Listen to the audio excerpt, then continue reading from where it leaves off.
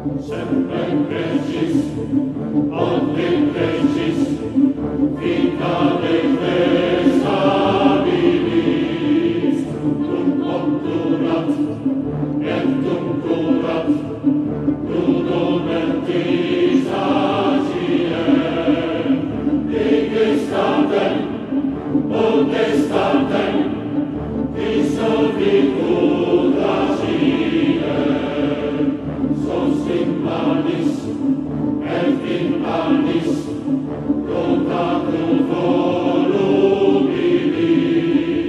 status malus, vana salus, semper risolutum.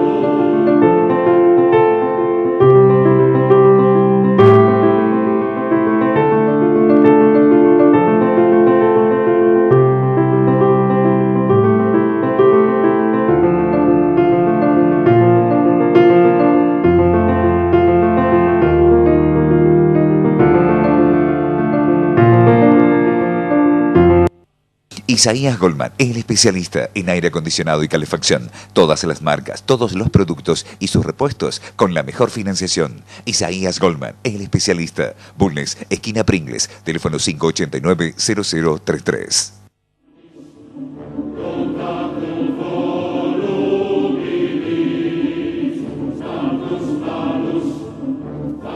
Usted está viendo Palabra de Honor, nuestro programa que pasamos por Canal C. Hablamos de política, economía, temas de actualidad, pero hoy vamos a hablar fundamentalmente de cultura. Y hemos invitado entonces, para tal motivo, al secretario de Cultura de la Municipalidad de Córdoba, el licenciado Francisco Macchiaro. Pancho, bienvenido al programa, gracias por haber aceptado la invitación. No, por favor, gracias a ustedes por invitarnos. Lo primero que querría es que cuentes un poco tus antecedentes. Vos sos licenciado en... Yo soy licenciado en Política y Administración de la Cultura. ¿En qué universidad? En la Universidad Nacional 3 de Febrero. Eso queda en Buenos Aires, por cierto. Sí, claro, queda en Buenos Aires. La verdad es que es un título un poco atípico, ¿no? Sí. Infrecuente, pero muy oportuno para la actividad que desempeño. Yo hace un tiempo ya que me dedico a la divulgación, a la gestión, a la enseñanza de estos temas que ahora se denominan gestión cultural, pero que antes eran promoción, animación.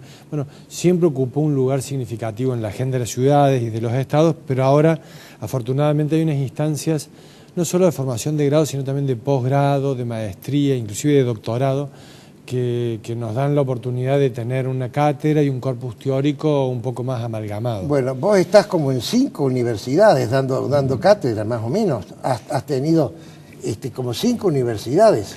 La verdad es que antes de la administración pública, yo me incorporé al equipo del intendente Mestre los primeros días de su gobierno, el 14 de diciembre de 2011, con lo cual hace ya varios años, casi 7, que estamos en la administración municipal, pero antes de eso puse mucho empeño a los temas de docencia y, como decís bien vos, he sido docente de Pascal, de la Católica, de la Universidad Nacional de Córdoba, y actualmente tengo uso de licencia, pero soy titular de la cátedra de Producción y Gestión Cultural de la Universidad Provincial en la Escuela de Teatro. Ah, qué lindo. Y también has estado vinculado con las instituciones culturales españolas.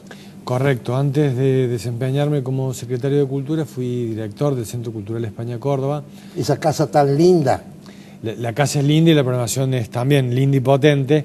Es un organismo mixto, depende del gobierno de la ciudad, pero sobre todo de la Agencia Española de Cooperación Internacional para el Desarrollo. Ese fue un enfoque muy potente que se le dio a todo lo que tenía que ver con la promoción cultural española, que no solo era hablar bien de España y de su cultura, sino pensar una estrategia de vínculo con el territorio, en este caso con Argentina, con Latinoamérica, con Iberoamérica en general, pensando la cultura como un gran motor del desarrollo social. Y esa fue una escuela de la que nos llevamos muchísimos datos y mucho aprendizaje, muchos gestores que en ese momento éramos jóvenes y que ahora ya somos profesionales con cierta responsabilidad. Vos tienes varios libros escritos. Sí, la verdad es que tuve la suerte de publicar 3 libros. El primero se llama Cultura de la Gestión, que lo publicamos junto con el Fórum UNESCO Córdoba y la Universidad Blas Pascal. Después lo reeditó justamente una editorial asociada a la 3 de febrero, que es RGC. Después publiqué un libro para la red iberoamericana que se llama Cosecharás tu ciencia, donde se vinculan las actividades vinculadas con la tecnología, la ciencia, la cultura y el arte. Y un tercer libro, que es una tesis, justamente del 3 de febrero, que se llama Cultura 2.0, Prácticas, Prédicas y Gestión Cultural en tiempos enredados, donde analizo un poco bibliografía que tiene que ver con cómo ha impactado las redes sociales y sobre todo esta idea del Internet 2.0 en la manera en la que nos vinculamos con las instituciones y con los equipamientos culturales. Bien, es importante hablar de esto porque vos has estado de los dos lados del mostrador. Contame un poco entonces de la Secretaría de Cultura que tienen las oficinas en el Cabildo de Córdoba. Bueno, la verdad es que esa fue una decisión estratégica del intendente Mestre. Ya en 2011 modificó la Carta Orgánica del municipio creando la Secretaría de Cultura, no había existido hasta ese entonces. Esta Secretaría tiene varios pies que apoyan su funcionamiento. Uno, que tal vez es el más visible, son nuestros museos, nuestros centros culturales. Actualmente hay 28 equipamientos culturales que dependen de la Secretaría, el Cabildo, los museos de arte religiosos, el Género Pérez. Hay pocas ciudades en la Argentina que tienen esa situación, ¿cierto? Y tal vez Córdoba sea la que tenga, por diversos motivos, la política cultural más potente. También el intendente, y esto hay que mencionarlo porque es muy significativo, modificó la ecuación presupuestaria. Nosotros heredamos un escenario del 0.17% del presupuesto y Ramón Mestre lo incrementó hasta el 1, o sea, más de 5 veces, con lo cual alcanzamos... Más de 5 veces, eso es gestión de Mestre. Eso es gestión de Ramón y... Él con esto alcanzó los objetivos que había planteado UNESCO para el siglo XXI, que tenía que ver con un mínimo del 1% del presupuesto estatal destinado a temas de cultura. Además de los equipamientos tenemos los elencos estables, que son 8, ofrecen una gran cantidad de actividades y de funciones. Imagínate, cuando asumimos, los elencos daban menos de 50 funciones al año, hoy están dando cerca de 500 funciones, entre funciones didácticas destinadas a escuelas, centros vecinales, parroquias, hospitales y actividades de corte artístico, como puede ser una función en el Teatro San Martín o en el Teatro Real, y una política muy fuerte de descentralización a través de la Dirección de Cultura Comunitaria, y después una pata que tiene que ver sobre todo con la cultura como motor de desarrollo a través de la Dirección de Emprendimientos Creativos. Ahí generamos una hipótesis que en otras ciudades, provincias y países se llama industrias culturales. Nosotros acá nos interesaba mucho la dimensión de los emprendimientos, proyectos más pequeños, con menos integrantes y que hacen una distribución muy valiosa de los recursos que generan, y en esa matriz, en esa ecuación sumamos, por ejemplo, todo lo que tiene que ver con diseño industrial, diseño gráfico, diseño web, la música y las artes sonoras, las artes escénicas, todo lo que tiene que ver con lectura y escritura, la gastronomía.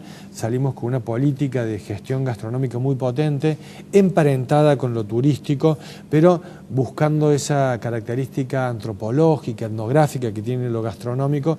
Y fíjate, de aquella época a esta parte, cómo ha ido creciendo todo lo que tiene que ver con gastronomía en nuestra ciudad, de la mano de esa, que es una de las áreas de la Dirección de Emprendimientos Creativos. Bien, nos queda entonces para hablar de dos temas, 2 minutos cada uno. Feria del Libro y el tema fundamental, que es el Congreso de la Lengua del año que viene. Te escucho.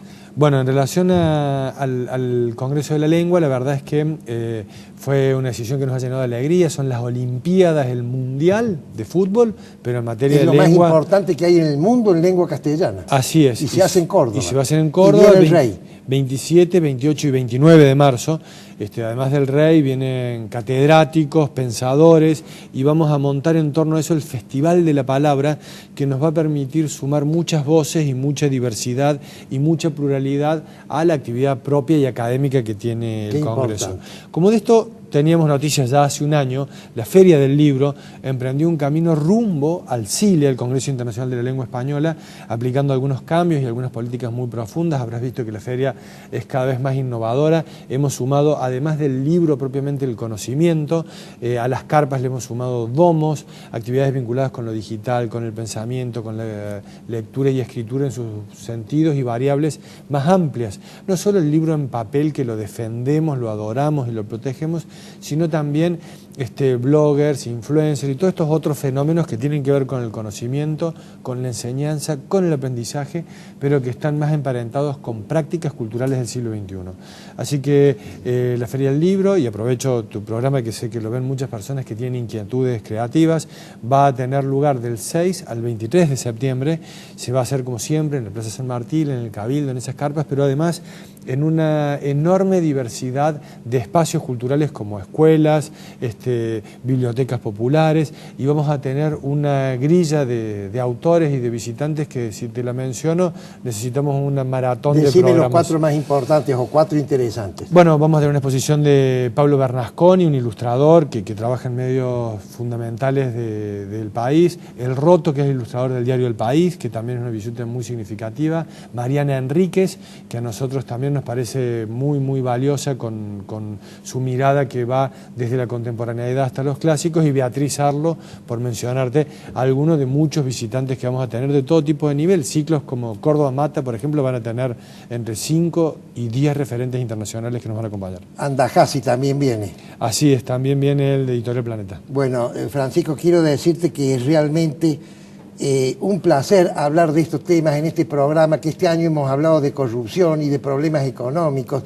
y hablar de cultura, de proyección de la cultura, pero fundamentalmente de planificación de las acciones culturales. Realmente me llena de alegría y te felicito a vos y a la Municipalidad de Córdoba por este emprendimiento tan importante. Te agradezco mucho. Para mí es significativo señalar que el intendente Mestre impulsó una política donde la cultura no solo es un elemento decorativo y estético, que también lo es, sino sobre todo un espacio estratégico para que la ciudad de Córdoba, cuya definición es de neto corte cultural, sea una de las ciudades del futuro. Así que tu programa funcione como caja de resonancia para nosotros es súper importante. Bueno, siempre va a ser bienvenida toda la información que me mandes. Muchas gracias por esta visita.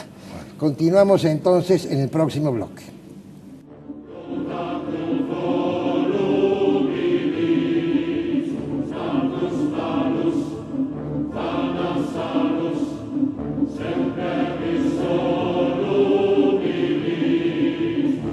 Isaías Goldman, el especialista en aire acondicionado y calefacción. Todas las marcas, todos los productos y sus repuestos con la mejor financiación. Isaías Goldman, el especialista. Bulnes, esquina Pringles, teléfono 589-0033. Centro Tomografía Computada Córdoba Sociedad Anónima. Instituto Ulton, líder en diagnóstico por imágenes. Primer instituto de cirugía ambulatoria mínimamente invasiva del interior del país. Avenida Vélez Arfiel 562, Córdoba, Argentina. Teléfono 0351 426 7700.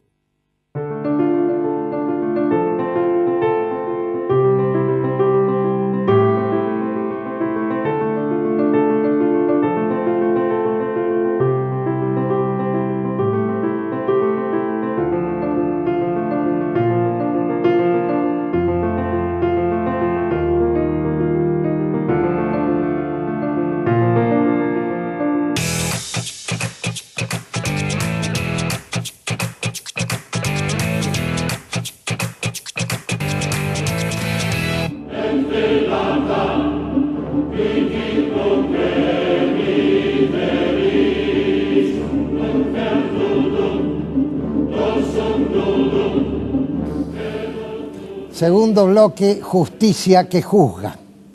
Si a mí me preguntaran, diga usted la historia de los hitos fundacionales de la Argentina en lo que se refiere a las instituciones que formaron este país, yo diría que son muy pocos.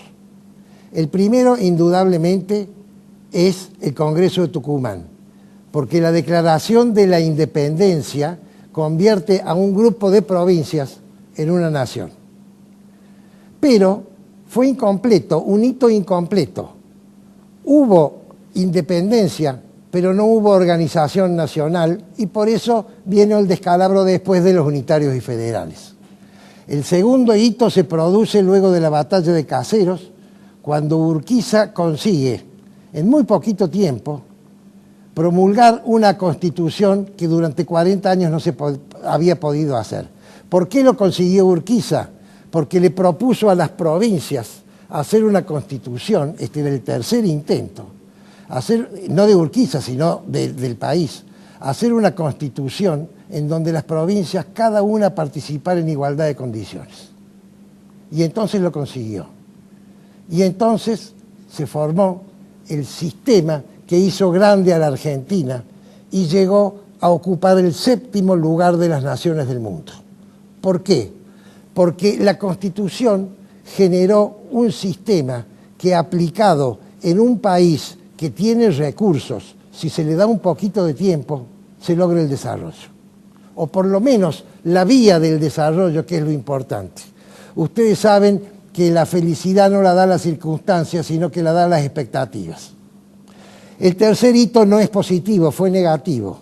El tercer hito ocurre el 6 de septiembre de 1930, cuando el general Uriburu, diciendo que iba a salvaguardar la ley, pisotea la ley fundamental, que es la Constitución, y se erige en gobernante de facto.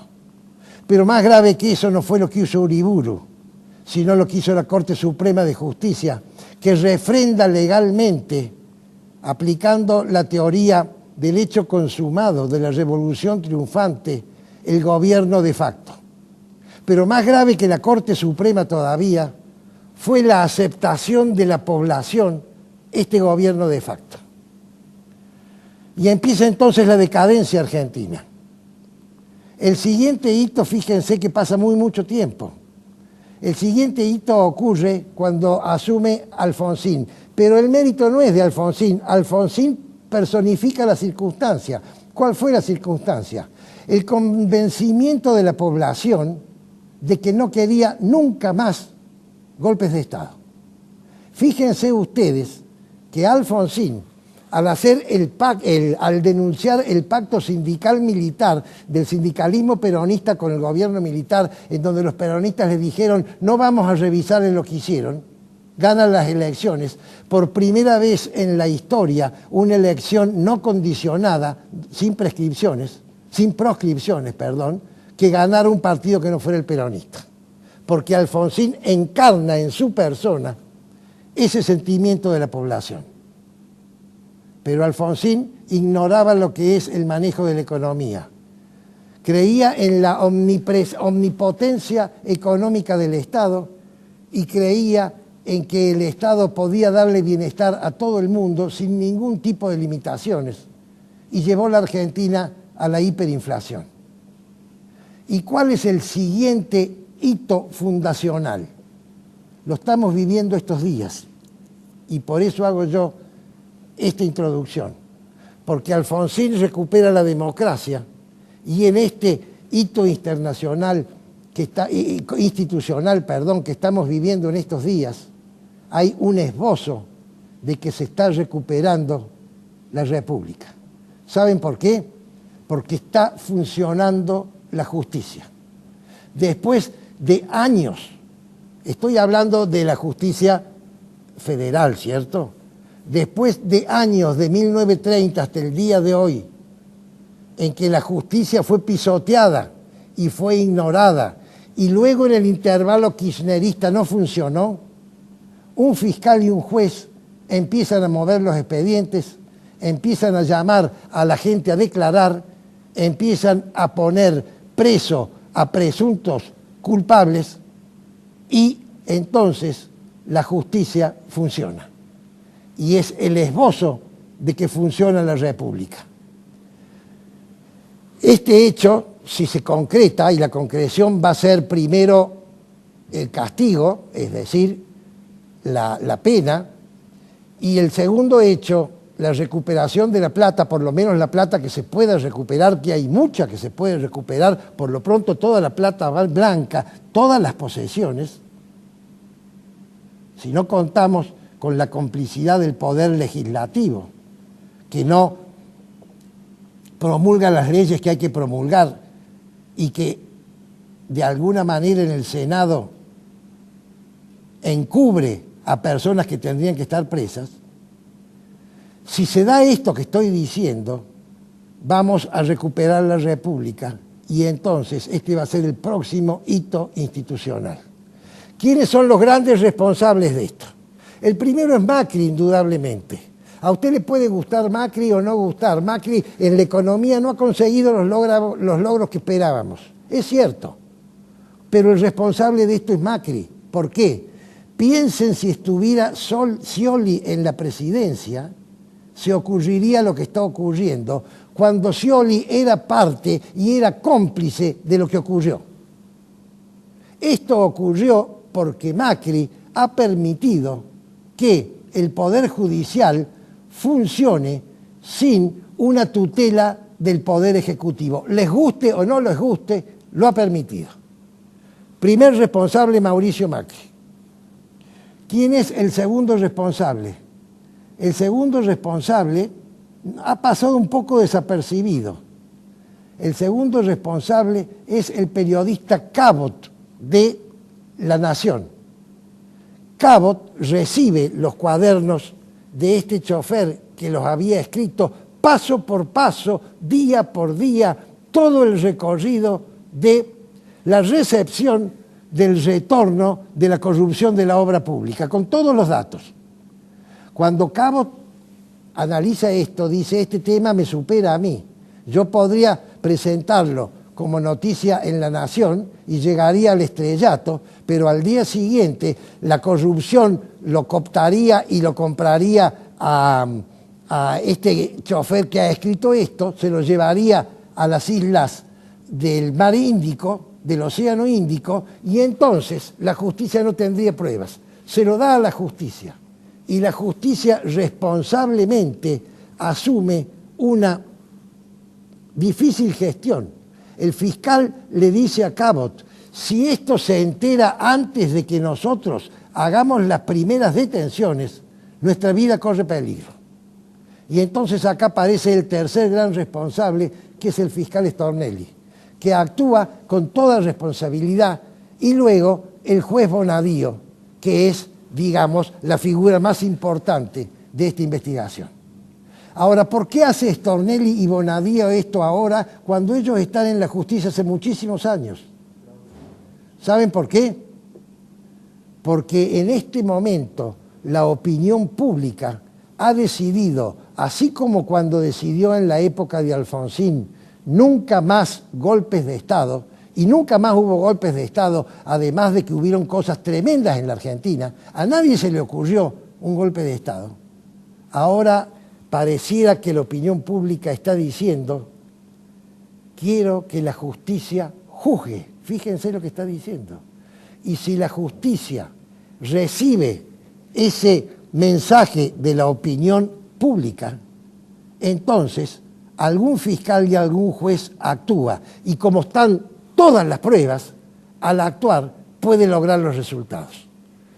Por tal motivo, es importante recalcar el protagonismo del último protagonista de esta gestión, que es la sociedad entera, la opinión pública, o por lo menos gran parte de la opinión pública, que está en este momento interesándose, analizando y exigiendo que la justicia juzgue.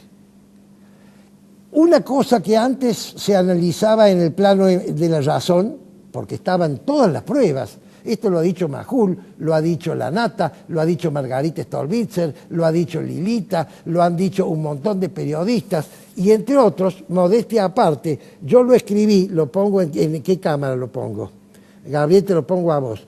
Yo lo escribí en el año 2012, mi libro Corrupción y Decadencia, donde hablo de la corrupción institucional, que es cuando la institución ya no funciona como tal, porque ya no hay controles, y entonces viene la corrupción generalizada, en donde la línea que divide el bien del mal se convierte en una franja tan grande como yo quiera.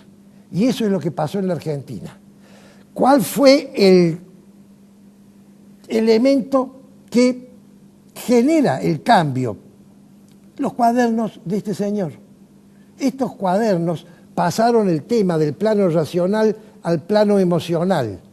Ustedes saben que hay un libro muy interesante, escrito por un médico que se llama López Rossetti, Emociones y Sentimientos, en donde dice, se los recomiendo, El hombre, todo el mundo define al hombre como el animal racional.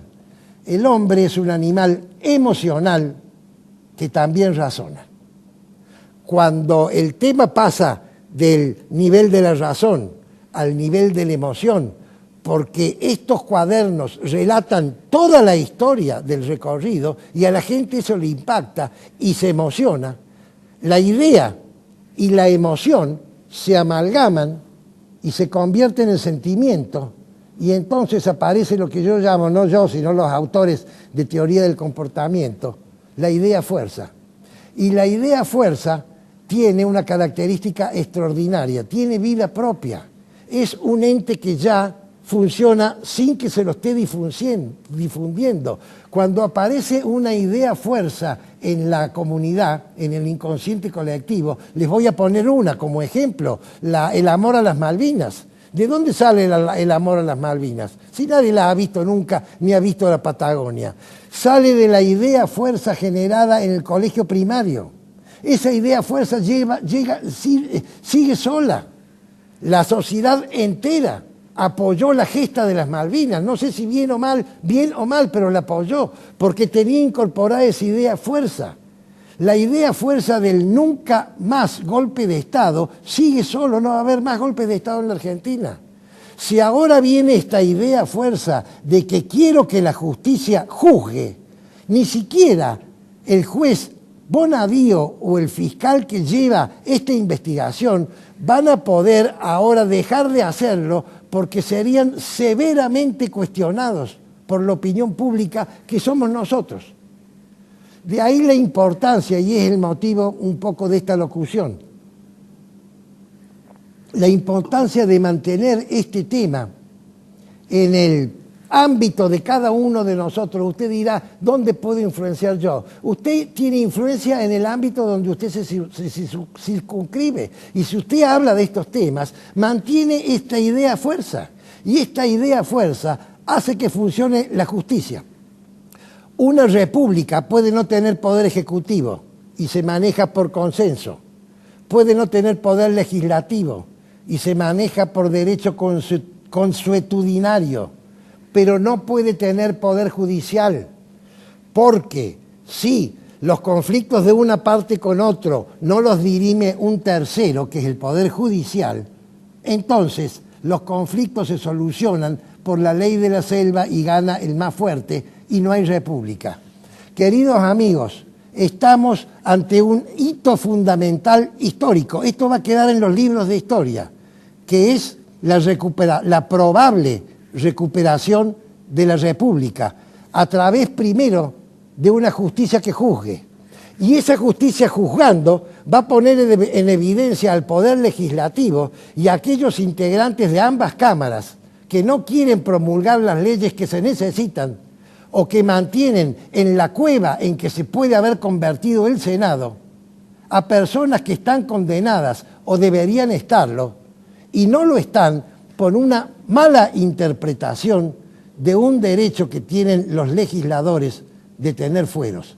Es muy importante que entendamos esto porque estamos en los albores, y gracias a Dios que yo lo he podido ver, de el nuevo funcionamiento de la República.